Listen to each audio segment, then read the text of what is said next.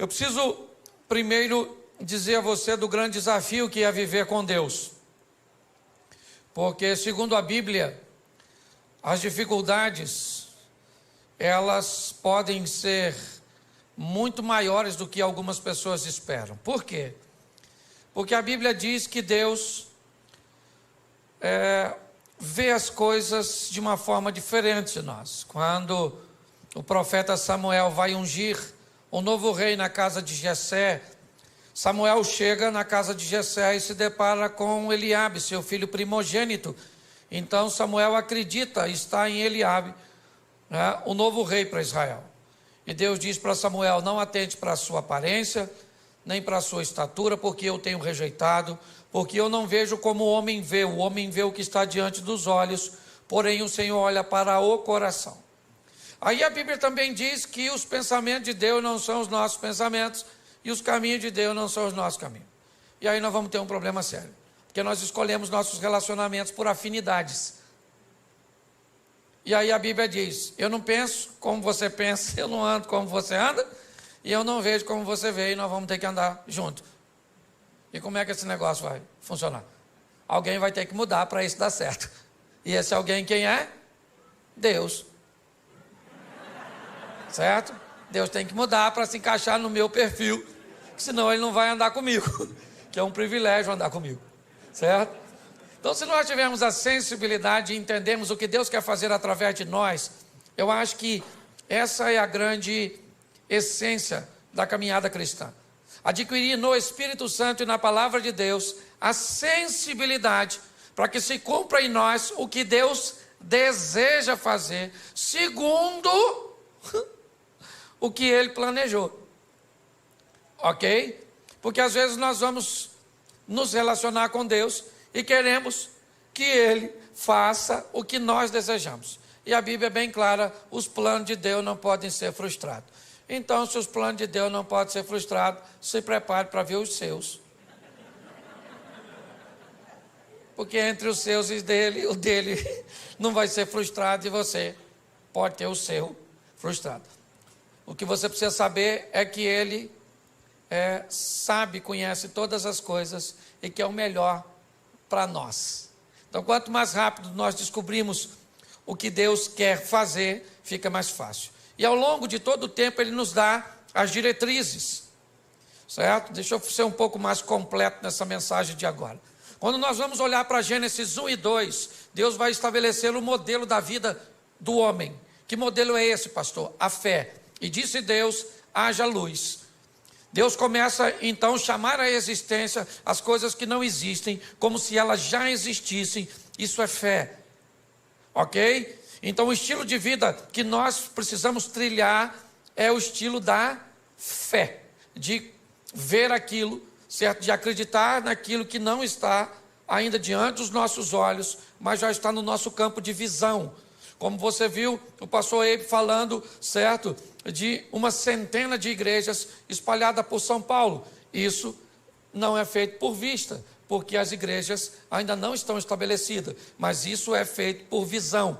Visão é aquilo que não está diante dos seus olhos, mas já está como seu alvo no campo da fé. Quando nós olhamos um pouquinho mais à frente, ainda no Gênesis, Deus vai dar uma outra diretriz. Qual é? É que a vida do homem vai ser estabelecida em fé, mas ele tem um inimigo. Aparece lá o tal do Lapeta, certo? Eu falo com ele porque é mais seguro mandar ele para lá do que chamar ele para cá, certo? Se eu falo com C, eu falo para o Peta vir. Se eu falo com L, eu falo para o Peta ir. E entre o Peta vir para cá e ir para lá, eu prefiro que ele fique o mais longe possível, tá certo? Mas ali nós vamos ter o opositor, o inimigo, tá certo? E logo na frente nós vamos ter as armas que ele vai usar para nos desviar do caminho da fé. O desejo pelo ambiente proibido, essa é uma estratégia do mal, certo? Lembra do tal do Sansão, o tal do cabeludão, que estava careca de saber que não devia se meter com aquelas coisas, certo? E acabou se enfiando onde não devia, porque o diabo montou uma estratégia, botando coisas doces em lugares proibidos. Porque ele é um estrategista para colocar coisas doces em lugares proibidos. Tá certo? Então, o desejo pelo proibido, ele vai falar de inveja e vai dar toda uma diretriz. Por isso a Bíblia diz que o justo viverá pela fé. Então, não é uma fé pontual, é uma fé constante. Pautado nisso, eu tenho que te mostrar hoje que Deus, ele quer mudar a vida de outras pessoas e já faz isso desde o Velho Testamento. Quem acha que essa proposta da salvação é para todo mundo, né, e olha para o Velho Testamento e ainda vê ela parece um pouco travada, mas eu queria lembrar você que uma ex-prostituta chamada Raabe resolveu mudar de vida e sair de cima do muro, tomar uma posição, assumir uma postura e entrou na genealogia do Filho de Deus. Olha só, pensa bem, alguém falasse, o senhor tem na sua árvore genealógica uma ex-prostituta. E Jesus ia falar, sim, parente minha mesmo, longe, mas parente, um passado esquisito, mas com um futuro brilhante. Ele pega uma moabita chamada Rutinha, uma mulher extraordinária, certo? Ele vai salvar um sírio chamado Naamã e tantos outros. Então, pastor, o que Deus quer? Deus está querendo salvar as pessoas. Ele não manda ninguém para o inferno. Quem mandou a gente para o inferno foi o Adão. Deus está trabalhando para tirar. Ah, pastor, não acredito em inferno, morreu, acabou. É um direito que você tem. Só que pode chegar lá, encontrar com ele e falar, ih, caramba, você existe. E o diabo vai falar, prazer. Ah, mas eu não acreditava em você. E o diabo vai dizer, para entrar aqui não precisa de fé. Fé é uma exigência da concorrência. Aqui você entra sem fé mesmo, senta nessa cadeira pegando fogo que já vou te atender, ok? Então, se você quer ir garantido, vai com Jesus que o passaporte vai carimbado, tá certo? E você vai passar por lá, vai passar, né? Até quem não for para o céu, vamos dizer assim, vai ter que ver Jesus. Todo joelho dobrará, toda língua confessará. Então a turma vai passar por lá. Aí eu imagino Jesus olhando para alguns, né? Aí a pessoa entra. Aí Jesus está lá. Aí igual a hora da conexão aqui, né? Jesus, ó.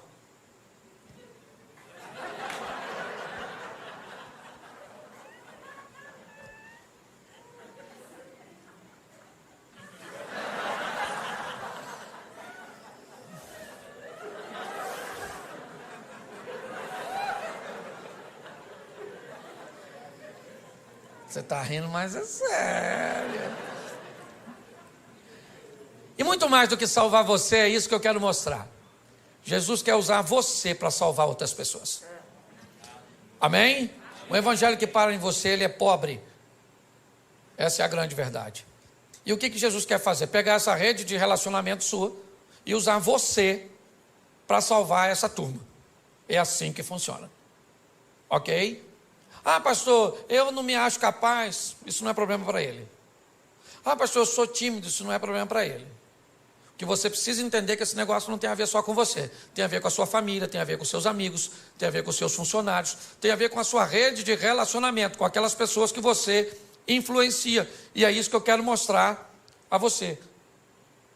Esse poder que Deus te deu, te conferiu, para exercer um nível de influência sobre o seu network, aí sua rede de relacionamento. Então, preciso que você abra a sua Bíblia no Evangelho de Marcos, no capítulo 4, no verso de número 35, Marcos 4, 35, que nos diz assim. Já achou? Diga amém.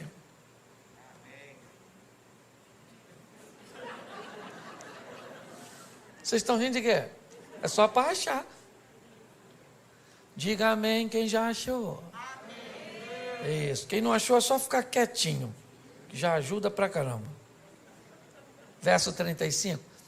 E naquele dia, sendo já tarde, disse-lhes, passemos para outra margem, ou para outra banda. E os discípulos, deixando a multidão, levaram consigo assim como estava no barco, mas havia também com ele outros barquinhos. levantou-se um grande temporal de vento, de maneira que as ondas subiam sobre o barco, e ele já quase se enchia, e ele estava deitado na popa do barco, sob uma almofada, despertaram, dizendo: mestre, mestre, não se te dá que pereçamos? E ele, despertando, disse ao vento: cala-te, disse o mar, aquieta-te. O vento se aquietou e houve grande bonança. E disse: por que sois tão tímidos, ainda não tendes fé? E sentiram um grande temor, e diziam uns aos outros: mas quem é este que até o vento e o mar lhe obedecem? Versículo 1 do capítulo 5. E chegaram na outra banda, na província dos Gadarenos, dos Gezerenos, não sei como é que está a sua tradução. Feche os seus olhos, não feche sua Bíblia. Senhor nosso Deus e Pai, continua falando conosco, e usa-me, ó Deus, como um canal de bênção, em nome de Jesus. Amém. Glória a Deus. Amém? Amém. Glória a Deus. Vamos dar uma olhadinha aqui, e é muito importante nós entendermos que se vamos lidar com Deus, temos que entender é que Ele que dita as regras do jogo. Ele pode ir a lugares, abordar pessoas, tomar decisões que contrariaria, a nossa mente e as nossas escolhas. Ele entra em situações que ninguém entraria. Você olha para João capítulo 8, por exemplo, Jesus entra em cena num ambiente totalmente inóspito, onde ninguém entraria. Jesus entra para defender uma mulher adúltera. Lembra aquela mulher adúltera de João 8? Adúltera, apoiada pela lei de Moisés, que deveria ser apedrejada. Quem contrariasse a lei do Moisés seria acusado de blasfêmio e levaria uma pedrada também. E Jesus entra em defesa de uma dona que, cá convenhamos, nem merecia. Porque ela sabia que se adulterasse, morria pedrada. Por que adulterou? Porque às vezes a gente sabe que tem coisa que vai levar a nossa vida para o buraco, mas às vezes o Satanás é tão astuto que nós fazemos aquilo que não deveria fazer. Agora a dona está lá seminua, indo para ser apedrejada fora da cidade, porque não podia tacar pedra dentro dos muros. No caminho alguém tem uma ideia genial de levar ela para bater um papo lá com Jesus, porque estava a fim de tacar a pedra em Jesus também.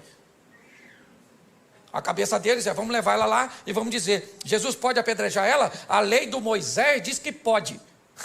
Se o senhor disser que não pode, a gente taca a pedra em você também. 2 coelhos com uma cajadada só. Ninguém ia se meter com a lei do Moisés, é com a dona, com a vida tão torta. O que eles não sabiam é quem era Jesus, o chefe dos crentes. Jesus está bem lá, ensinando a turminha, fazendo um discipulado. Quando de repente jogaram a dona seminua, falaram: aí Jesus, dona foi pega em flagrante. A lei nos mandou que taca a pedra nela, mas o senhor, o que o senhor fala? Jesus não falou nada. E aí o pessoal falou: fala Jesus, fala Jesus, fala Jesus. Aí ele levantou e falou assim: aí gente, fala uma coisa para tu. Estão a fim de tacar a pedra nela? Então aquele que não tem pecado dá a primeira pedrada, porque a lei do Moisés, que eles estão embasados, diz que só podia tacar pedra, o povo só podia tacar depois que as testemunhas oculares apedrejassem. Então eles que viram tinham que dar a pedrada. Eles tacavam a primeira, não podia ser uma testemunha só, e aí o povo depois vinha e matava. Só que Jesus disse: atire a primeira. Ele não está falando com todo mundo, está falando com quem viu. E aí ele disse: atire a primeira quem não tem pecado. Baixou e voltou a escrever. Aí o furdunço aconteceu, porque todo mundo se conhecia, ficou um olhando para o outro, esqueceram da mulher adúltera e ficaram olhando para as testemunhas oculares. Não vai tacar não, irmão? Taca a pedra, pô. Eu vou tacar depois de tu, porque eu não vi, mas tu viu. Ele falou: eu vi, mas tu escutou o que ele falou? Não pode ter pecado.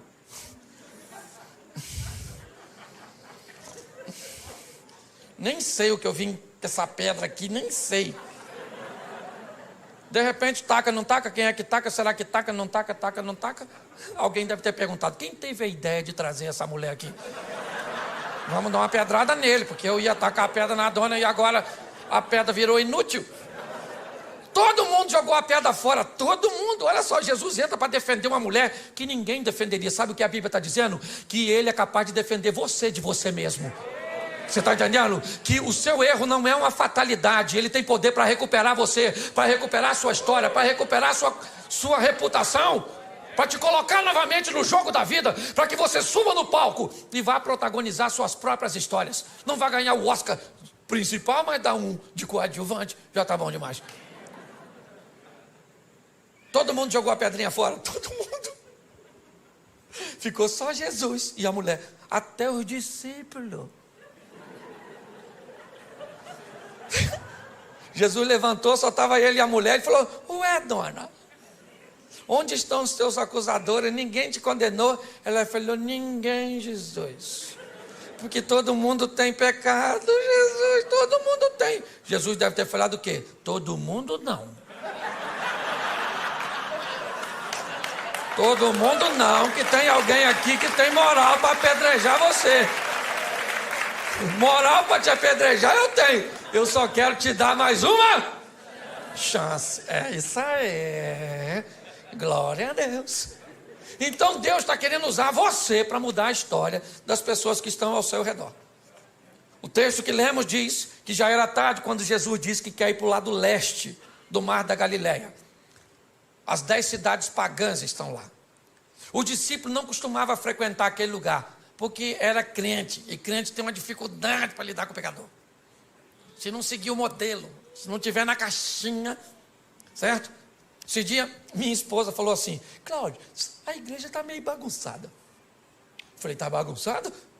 Por quê, querido? Você viu uma menina com cabelo azul, vermelho? Eu falei: ué, filho, seu cabelo é louro? Ela falou: claro que não. Eu falei: então, você não pintou de louro, amarelo? Então de amarelo pode pintar, de azul. Aí ela ficou quieta, né? Jogou a pedra fora. Se não cumprir o protocolo, os crentes costumam se atrapalhar. Os discípulos não estão entendendo o que Jesus quer fazer no meio de pecador. O que ele quer fazer do outro lado? Já era tarde, já estava escurecendo, o discípulo já estava cansado. Marcos utiliza um advérbio de tempo, e sendo já tarde, Jesus falou: eu quero ir do outro lado. Fazer o quê? Quero ir. Mas o que é? Tem um pequeno grupo? Tem nada. Eu estou a fim de dar um pulinho lá do outro lado. Vamos embora. Botou a turma dentro do barco e foi. Ele e os discípulos, que não estavam entendendo nada, porque às vezes é assim. Você tem que entender que com Jesus, ou você obedece, ou você se lasca. Você quer ver? Tem 2 soldados. 2 soldados aqui em pé. De repente, um comandante diz assim: no chão! Aquele que obedece, se joga no chão. Tem aquele outro que diz: no chão por quê? Está acontecendo alguma coisa. Já morreu, o tiro já bateu nele, já pegou. Com Deus, querido, você obedece primeiro e pergunta depois. É assim que funciona. Botou todo mundo e falou assim: vamos para o outro lado, passemos para a outra margem. E ele foi dormir. Por quê? Porque ele já falou, o papel dele ele já fez. Gente, passemos. Vou deitar aqui, vocês passam e passemos, porque eu estou junto. Já falei: passemos, vocês trabalham e levam o barco e vão para o outro lado. E quem é que vem? Tempestade. Deixa eu falar uma coisa para tu que é crente. Pensa num troço com fartura na vida do crente. Tempestade. Pensa. Mal sai uma, já entra outra. Ela já vem assim em sequência. Pastor, que luta. Sabe, esse dia uma irmã dessas irmãs muito pentecostal assim mesmo, olhou para mim com aqueles olhos de raio-x. E falei: nossa, o que vem aí? Aí lá vem ela na minha direção. Me olhou com aquele olhar que queria me botar medo. Falou: pastor Cláudio, o diabo está furioso com o senhor. Eu falei: irmã, bota medo de mim não. Está furioso com a senhora também, não vem de palhaçada não, na verdade.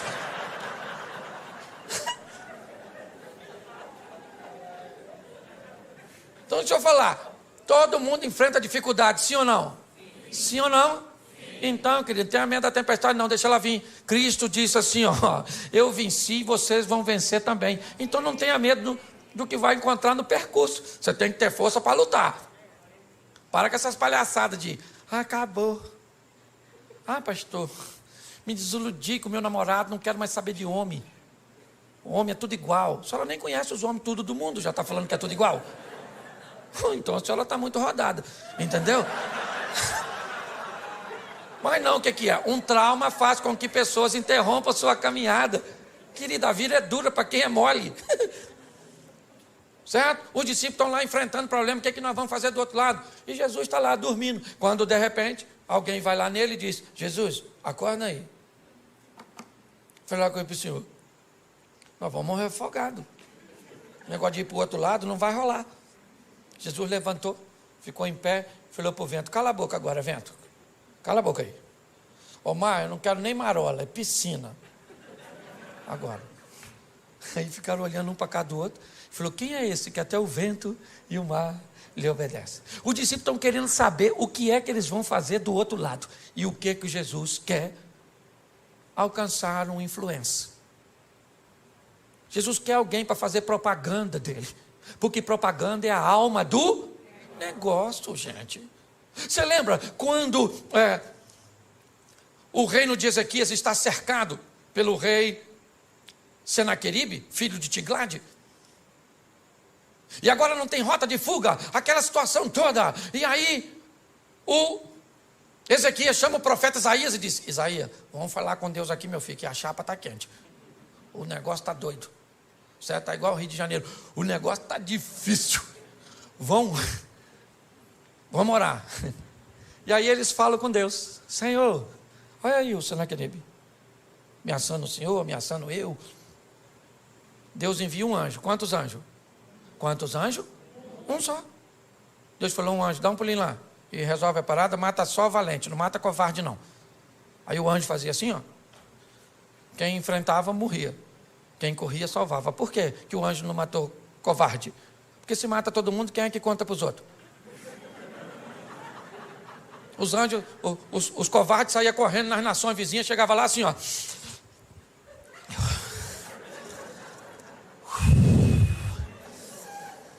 Aí Ezequias não tem dinheiro, não tem exército. Mas tem um anjo lá, meu filho, exterminador do futuro. Um anjo, rapaz, o anjo mata tudo, irmão. Mata tudo. E alguém deve ter falado: um anjo só? Eu disse: irmão, se tem dois, eu não saio vivo. É ou não é verdade? E aí todas as nações vinham a Ezequias e diziam assim: Ezequias, falei para Senaqueribe não mexer contigo. Falei: Ezequias não é a casa, Ezequias é um homem direito. Certo? Olha só. Deixa eu falar uma coisa para você. As adversidades, elas vão vir? Sim ou não? Sim ou não? Mas nós vamos vencê-la. Tem que se prepare, querido. Não reclama não. Os problemas vão vir sim. E é em meio aos problemas que nós vamos ver a manifestação da glória do Senhor. Os discípulos estão amedrontados ali, quando de repente Jesus repreendeu tudo e eles chegaram do outro. Aí acabou, desceu do barco.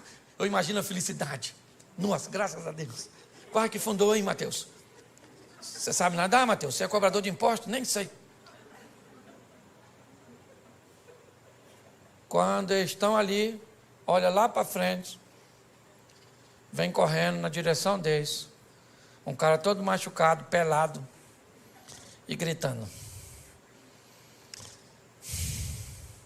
Mal acabou a tempestade, já vem um cara peladão. Eu imagino os discípulos falando: é difícil andar com Jesus, hein? É uma aventura atrás da outra, nem do susto nos refizemos. E lá vem o cara gritando. Quem é o camarada? Um dos caras mais conhecidos, um influencer. Entendeu? Assim, quase um Felipe louco. Para não botar outro no sobrenome. Um influencer, um cara.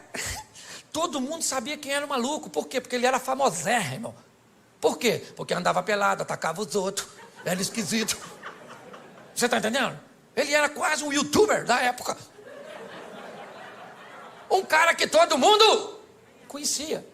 E que tinha uma vida terrível. Que ninguém podia consertar. O que Jesus pensou? Se eu mudo a vida desse cara, eu mudo a vida do local onde esse cara está inserido. Você está entendendo? Deus te chamou para mudar a sua vida. Para quê? Para mudar a sua casa, para mudar seus amigos, para mudar seus negócios, para mudar as pessoas que estão ao seu redor. O mundo cujo qual você está inserido não será mais o mesmo depois que Jesus estiver em você. É assim que funciona. Você entende isso? Ah, minha casa, querido, sua casa não muda porque você vai para casa sozinho. Chega em casa, você com Jesus. Hoje eu vou para cá com Jesus, acabou o culto. O Jesus vai comigo. Chega em casa, vai num canto. Falei, Senhor, chegamos aqui, ó. Ambiente inóspito. Os inimigos estão espalhados. Um está deitado ali no sofá, os outros estão dentro do quarto. Tem uma sogra morando lá nos fundos. Então está tudo dominado. E você vai lá dentro da sua casa, querido, e diz que agora aquele ambiente pertence ao Senhor dos Exércitos, que ali é morada dos anjos. Vai no travesseiro daqueles filhos seus, que você tem vontade de entregar eles para o Estado Islâmico. Os meninos rebeldes. Bota uma unção lá naquele travesseiro e profetiza que aquele menino pertence ao Senhor, que a vida dele vai mudar. Vai no travesseiro daquele marido da senhora. Só não sabe onde estava com a cabeça quando disse sim. E vai lá e diz, Senhor, é ruim, mas é meu, muda. Chega na sua empresa. Querido, o ambiente tem que mudar quando nós chegamos. Jesus está olhando e dizendo o que é. Eu vou mudar a vida de um camarada. Que camarada é esse? Um indivíduo que ninguém queria. Mas o que ele é? Ele é um influenciador. E quem é esse cara hoje? É você. Não estou te chamando de endemoniado, não. Ainda que ser endemoniado não é nem tão ruim. Por quê? Porque quando o cara tem demônio, nós expulsamos o demônio, o cara conserta. O ruim é quando o cara é ruim e não tem demônio. Pensa, Fábio, como é que nós expulsamos? Sai você de você mesmo. Pensa. O que fulano, o que ele está desse jeito? É demônio, então nós botamos, sai demônio. Aí sai, o cara conserta, mas quando não tem demônio, é o cara mesmo que é o... Você está rindo, mas é sério. O camarada está lá, todo mundo sabe quem ele é. E ele vem na direção de Jesus. O discípulo olhando e pensando, o que nós viemos fazer aqui? Nossa. Aí o cara chegou e falou, que tenho eu contigo, filho do Altíssimo, para você vir me perturbar. Jesus falou, como é que é seu nome, querido? Ele falou, meu nome é Legião, porque nós somos um montão. Jesus falou, não quero saber a quantidade, sai desse menino agora. Sai agora dele! Aí o demônio falou, a gente pode entrar nesses porquinhos que está assim, tinha 2.000 porquinhos dando um rolezinho. Aí Jesus falou, nos porquinhos pode, é só sair dele. Aí os demônios saíram e entraram nos porquinhos e jogaram os porquinhos do precipício. Os porquinhos morreram tudo. Aí quem chegou na cena? Quem cuidava dos porquinhos. E falou, vocês viram os porquinhos que estavam por aí, aqui assim? Tinha uns porquinhos aqui, agora... Alguém falou assim, ó.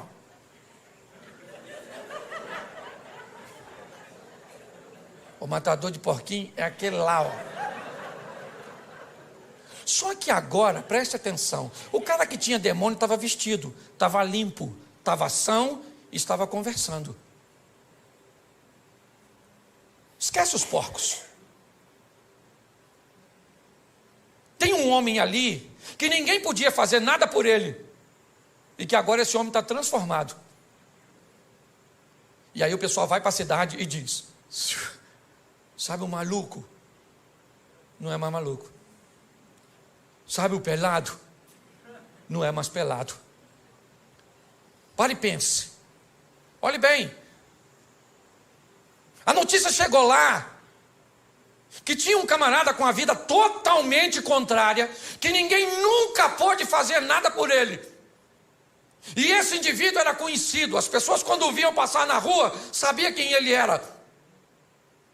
As pessoas sabiam que ele era uma ameaça para a sociedade. As pessoas sabiam que ninguém queria se relacionar com ele. Ele era um vivo, vivendo com mortos, pois ele morava nos sepulcros. Ele se feria, ele gritava, ele atacava pessoas.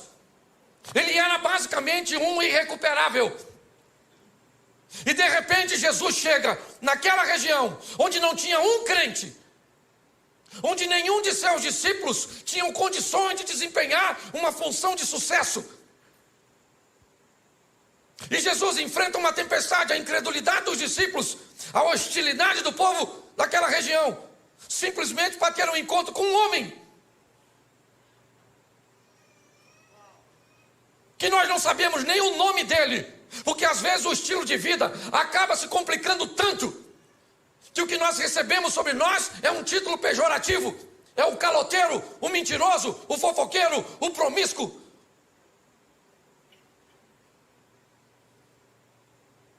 Quando olhamos para esse ambiente, não dá para entender o que Jesus está querendo com aquele homem, que ninguém daria nada por ele.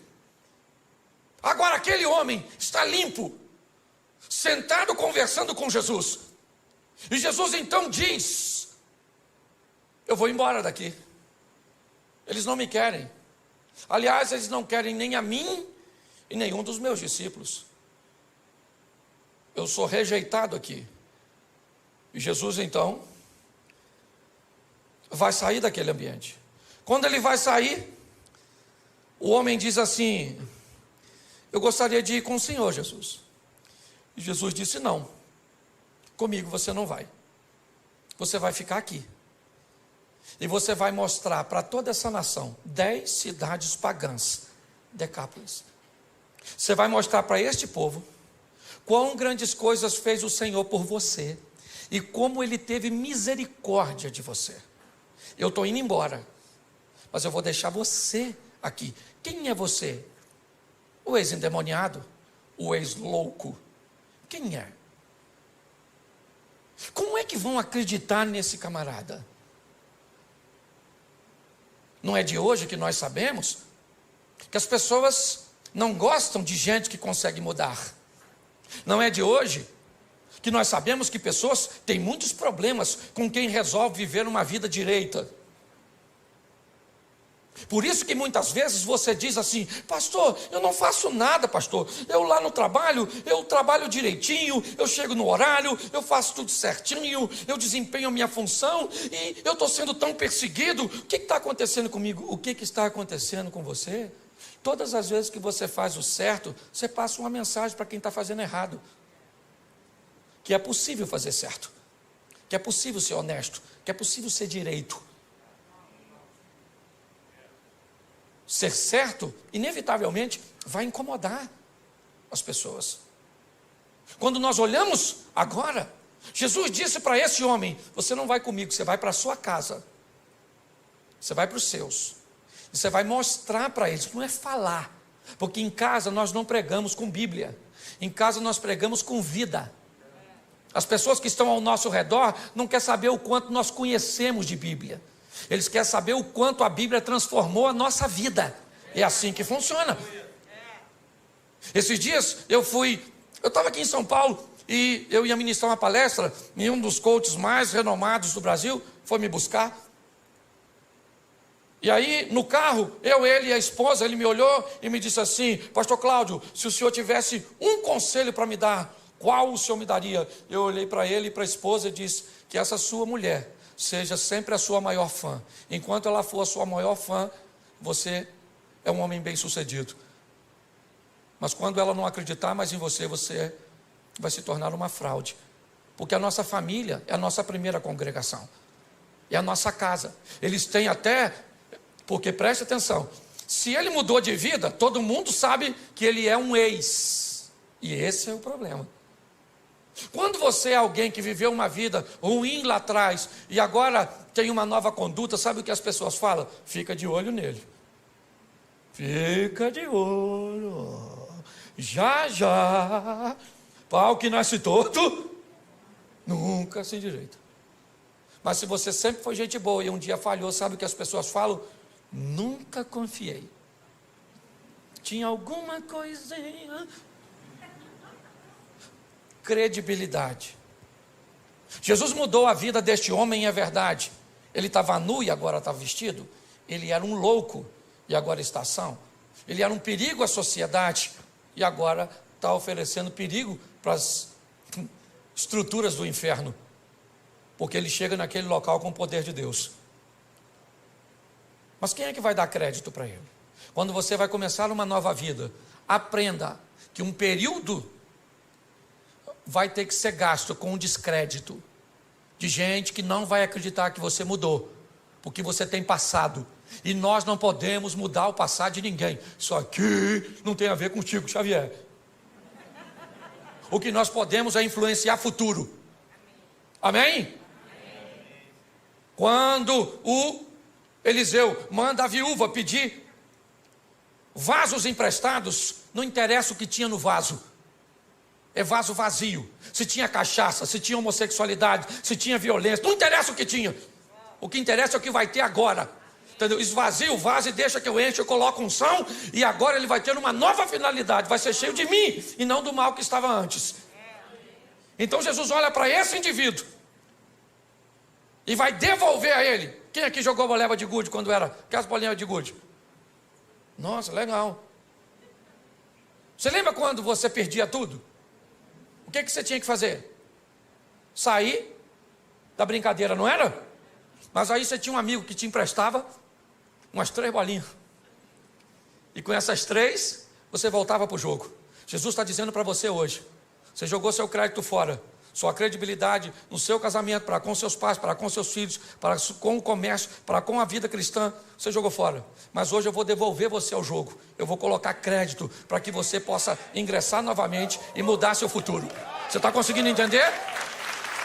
Nós precisamos entender isso. E a maturidade. Esse homem, ele vai reconstruir a sua credibilidade. Imagine ele chegando em casa, depois que encontrou com Jesus, e o pessoal falando: olha ele aí, quem é? Nossa, confusão. E ele chega em casa, pensa: vestido, gente, tão bonitinho. Ele falando: bom dia, família. E o pessoal: olha mesmo, grita de novo, arranca a roupa. Porque depois da credibilidade, o próximo passo, sabe qual é? A desconfiança. O pessoal fica olhando para a gente desconfiado, não fica? Mudou mesmo, mudou mesmo, mudou mesmo. Mudou nada. Quer tomar um negocinho, não? Hã? Hein? Mudou nada, mudou nada. Isso aí é fogo de palha. Já está na vida antiga. Pois é, querido. É um grande desafio ter que lidar com essas situações, com desconfiança. Desconfiança. É assim. Isso faz parte da nossa reintrodução nesse jogo. Deixar esse velho homem para trás e tudo aquilo que todo mundo tem passado. Todo mundo tem passado. Todo mundo tem passado. E louvada seja Deus por isso. Ninguém aqui tem direito de falar do outro. Tem? Fala. Ninguém aqui tem não, querido. É um grande desafio. Eu lembro, no começo, até fui falar com uma irmãzinha que foi falar comigo ali, como é que as pessoas desconfiavam no começo do meu ministério, por eu pregar desse jeito assim, extrovertido, fazendo os outros rir. Deu uma confusão no meio evangélico. Ah, esse pastor é um palhaço. Quem já escutou isso, levanta a mão, por gentileza. Aí, tá vendo como é que me fere até hoje? Você é um animador de auditório, um palhaço, não tem conteúdo. Eu escutei tudo isso. Sabe o que eles falavam? Já está envolvido no escândalo. Porque isso é um irreverente. Só porque eu sou bem-humorado. Isso sou mesmo, que dane-se. Tem gente que diz que veio para esse mundo para sofrer. Sofrer é verbo. Falei isso aqui já. E verbo só faz sentido se for conjugado. Então para com esse negócio de sofrer. Se conjugar o verbo, pelo menos não conjuga na primeira pessoa. Na segunda pode. Eu não sofro, mas tu sofre. Nós não sofremos, vós sofreis, eles sofrem. Aprenda uma coisa: se você não precisa da aprovação de algumas pessoas, por que vai se importar com a crítica delas? Você tem que saber quem você é. Estão querendo roubar a sua identidade, é isso? Causando caos na sua mente. Quando eu olho para esse texto, o que eu vejo? Eu vejo a desconfiança, sim, porque ela existe para todos nós que estamos reconstruindo a nossa credibilidade. E depois disso que vem a consistência. Quanto tempo isso dura? Eu já estou 29 anos no caminho do Senhor. Você nunca viu meu nome envolvido em escândalo. Eu tive um problema uma vez, que eu falei uma besteira, mas pedi desculpa. Também não sou perfeito. Certo? Mas eu não tenho. O pessoal ficava esperando o dia que eu fosse cair, mas nada. Meu pai casou 8 vezes, eu casei uma só. E vou com a minha mulher até o fim, em nome de Jesus. Ou na alça ou no caixão. De preferência, quero ir na alça, para ela não sofrer com o meu falecimento.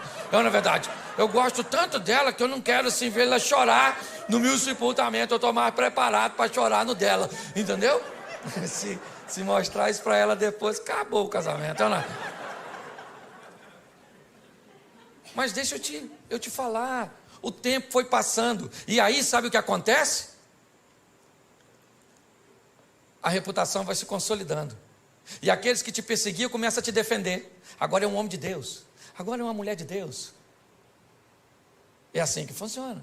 Aqueles que te perseguiam às vezes no trabalho, agora chega perto de você e diz assim: como é que está aquela igreja lá que você frequenta mesmo? Como é que é o nome? Aí você fala. Aí ele diz assim: quando são as reuniões lá? Aí você diz, aí ele vem no cantinho assim e diz: leva o nome da minha família aqui. Escondidinho assim para ninguém ver. O que é isso? Isso é Deus consolidando e mostrando que aquilo que Ele fez na tua vida está mudando a vida das pessoas que estão ao seu redor. O Evangelho verdadeiro, ele não muda só a nossa vida, ele muda a vida da nossa casa. As pessoas têm que querer ver, porque aquilo que Ele faz em você instiga.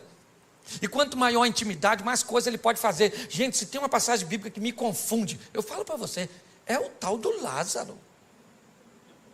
Olha, quanto maior o relacionamento, pastor, mais coisa, mais difícil Deus pede dos crentes.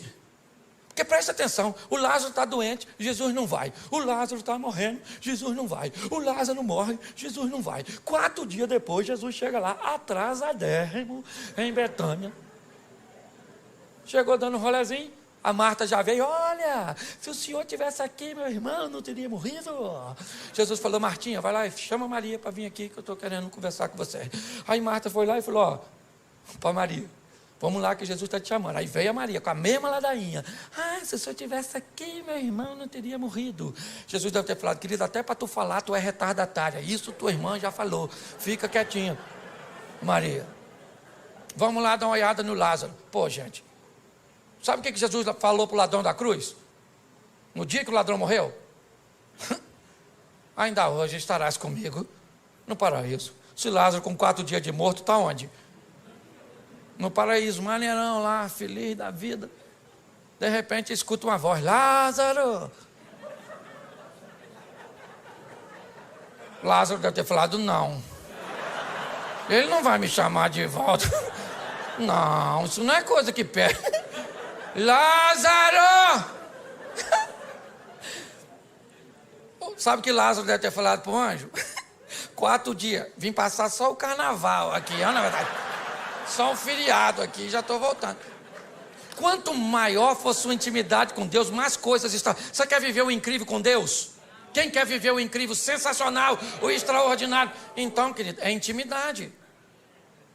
É assim que tem que ser. Esse cara está vivendo o incrível. 2 anos e meio depois, nós vamos sair de Marcos 5 e vamos para Marcos 7, versículo 50, por aí. Finalzinho do Marcos 7. Jesus, 2 anos e meio depois dessa primeira visita, ele volta a Decápolis, pelas terras de Tiro e de Sidom. E em Decápolis ele vai fazer a segunda multiplicação dos pães. Quando Jesus chega em Decápolis,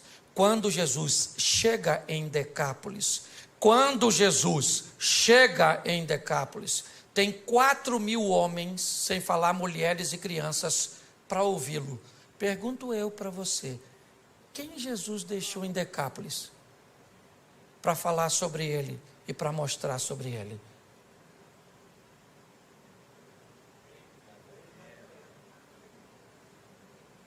Você consegue entender? Quem era Gadareno? Gadareno era um camarada que poderia ser usado por Jesus para mudar as pessoas que estavam ao seu redor. Cada um de nós temos o nosso grupo de influência. Se ele é grande, se ele é pequeno, Isso não é o que está em questão. O que está em questão é que o ambiente que eu estou inserido, ele vai mudar. Por quê? Porque o Evangelho está em mim. E o Evangelho, ele traz mudança, ele traz transformação. É assim que funciona. Na vida eu preciso definir se eu sou termômetro ou se eu sou termostato. Um termômetro é um aparelho usado apenas para medir a temperatura do ambiente. Um termostato é um aparelho que diz a que temperatura o ambiente fica depois que ele chega. É muito importante nós entendermos isso. Nós estamos inseridos na nossa rede de relacionamento, eu tenho a minha, você tem a sua, e provavelmente eu não sou capaz de transformar a sua, porque essa não é a minha função, essa é a sua função. O que precisamos é permitir que esse Evangelho mude a nossa vida, mude a nossa história, porque o povo já está farto de palavras. O que o povo quer ver é mudanças. Você sabe que um dos maiores inimigos da expansão do Evangelho é o mau testemunho de algumas pessoas que se dizem andar com Jesus? Nós precisamos sair daqui hoje. Esse é o meu propósito de vir aqui. Foi isso que Deus colocou no meu coração. De fazer com que você saia realmente para casa com uma visão missionária. De transformar vidas. E como já foi dito aqui, não simplesmente de fazer um novo convertido, mas de fazer um discípulo, de ensinar as pessoas o que é relacionamento com Jesus, porque um convertido, ele normalmente já fica satisfeito com o que alcançou, sua salvação. Um discípulo não, ele vai atrás de outras pessoas, ele vai, não interessa, e presta atenção, quanto pior for a pessoa, vai atrás dela, porque a mudança dela vai causar um grande impacto. Agora Jesus volta. Eu fico imaginando. Quem vem aí? Jesus? Não. Quem é que está chegando em Gadara? Por que nós devemos vê-lo? O que ele tem? Cara, o homem que está vindo aí, ele é o camarada que fez aquele indivíduo mudar de vida. Aquele cara que era famoso porque andava nu, atacando as pessoas, desequilibrado, ele mudou. Mas como ele mudou? Ele mudou porque Cristo mudou a vida dele. As pessoas estavam interessadas em ver Jesus e também olhar o indivíduo que outrora vivia nu. Se você lembrar da passagem de Lázaro, voltamos a ela. As pessoas vinham de longe para ver Jesus, mas para ver também Lázaro. E muitos queriam matar Lázaro de novo, porque as pessoas estavam acreditando em Jesus por causa de Lázaro. E Lázaro não estava nem aí. Só deve ter falado com Jesus. Se matar agora, por favor, me deixa quieto. Você consegue entender isso? Então hoje sabe o que acontece? Primeiro, nós estamos sofrendo porque as pessoas não nos aceitam, porque isso, porque aquilo. Eu não estou nem aí, estou nem aí. Vai para a internet ver o que as pessoas falam de mim. Esse dia disseram que eu sou o anticristo. O senhor prega desse jeito, o senhor deve ser o anticristo. E eu escrevi lá mesmo, se eu for o anticristo, você deve ser a besta.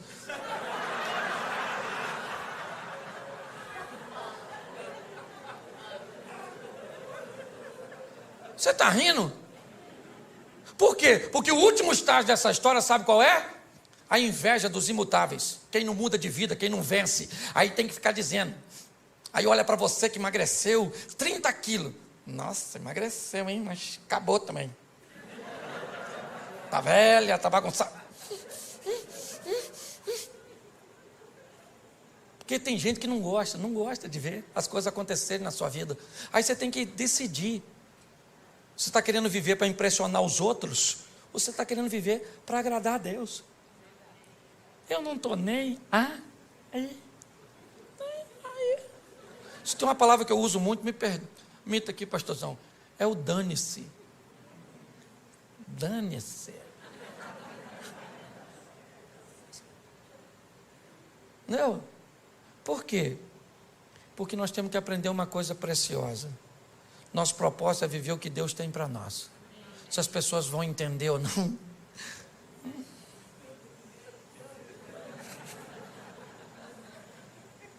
Certo?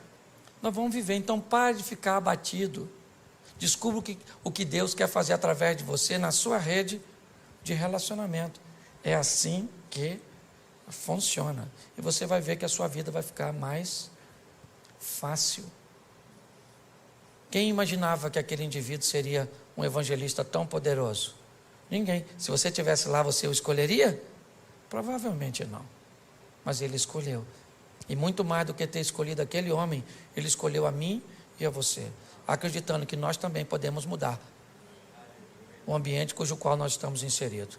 Saia daqui hoje, leve Jesus para sua casa, para sua família. Leve mesmo, mas fala para o mundo espiritual. Chega dentro de casa e diz: Jesus está aqui. Chega na empresa, chega para o seu casamento, chega para os seus filhos. É assim que funciona. E o ambiente vai mudando. Posso ouvir um amém? Amém. Você pode ficar de pé? Fecha seus olhos. Pode fechar que ninguém vai pegar nada seu não. Só porque eu sou carioca e flamenguista, né? Saudações. Fecha seus olhos, fecha aí. Isso. Feche seus olhos. Senhor nosso Deus,